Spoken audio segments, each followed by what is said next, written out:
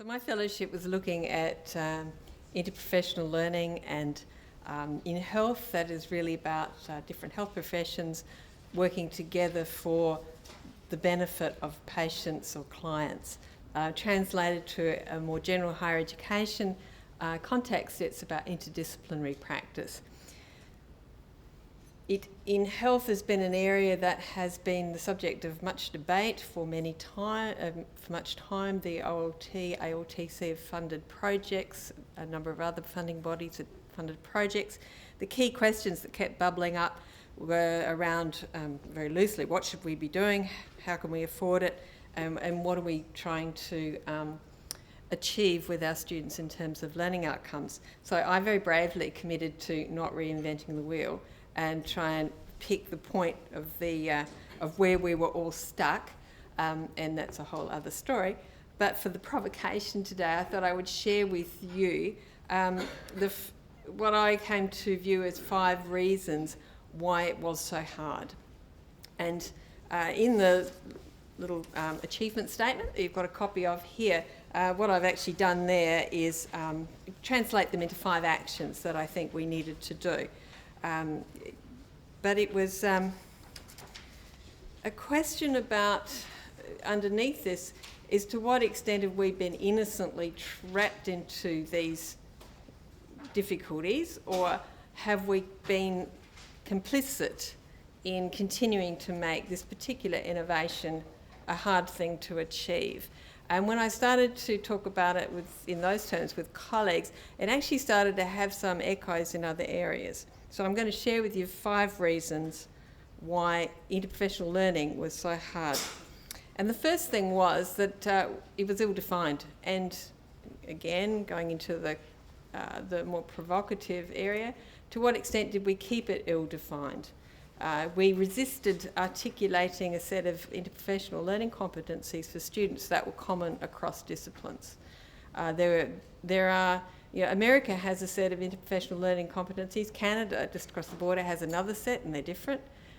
The UK has at least one set and they're different. Australia has 3 sets and they're all different. And together, if you put them together, there are 165 competencies. And on the back of this piece of paper, you'll see that there are 8, and those were distilled out of those 165 as a follow-up piece of work to the fellowship.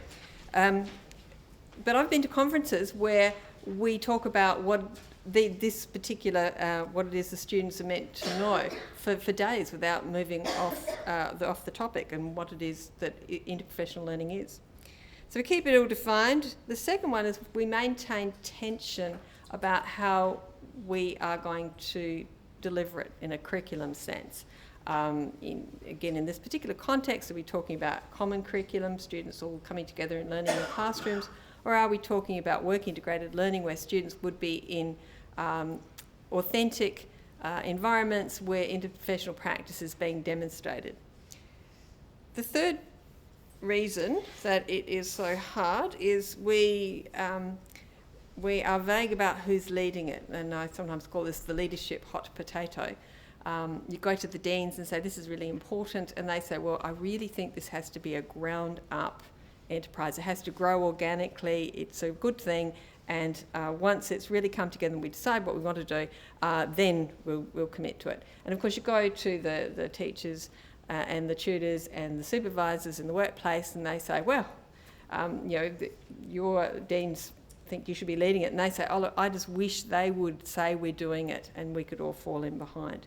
And so there's this circular dynamic that is set up. The fourth reason is that we have attached, certainly in interprofessional learning, unrealistic expectations to it, that we have, I think, even had notions that would transform healthcare. Some of the language that you read about it is really very aspirational if you're trying to plan a curriculum, and particularly if you're trying to plan curriculum and learning activities that involve more than one timetable. You start to understand the problems are far more basic than transforming healthcare, for example. But what that does lead to, as a corollary of these unrealistic expectations, is that the hard curriculum bits I saw were being linked to interprofessional learning as well. So the complex communication skills, ethics, and just to name a couple, things that are intrinsically reasonably complex were being put with the interprofessional learning activity as well. So students were expected to really be getting a lot of content and learning and experience in a short space of time. And the fifth one is that we allowed opt-outs. So we were mindful of the culture, and in a number of places, instead of embedding interprofessional learning truly into our curriculum, we had pilots, we had non-credit bearing optional activities, which were wonderful learning experiences, but they were sat to the side of the principal curriculum, and so they were never really brought in to the main activity, and so it was possible to have a conversation about why it was important, and to be clear that culturally it was expected that this was what we would do. So that was the end of what I was going to say.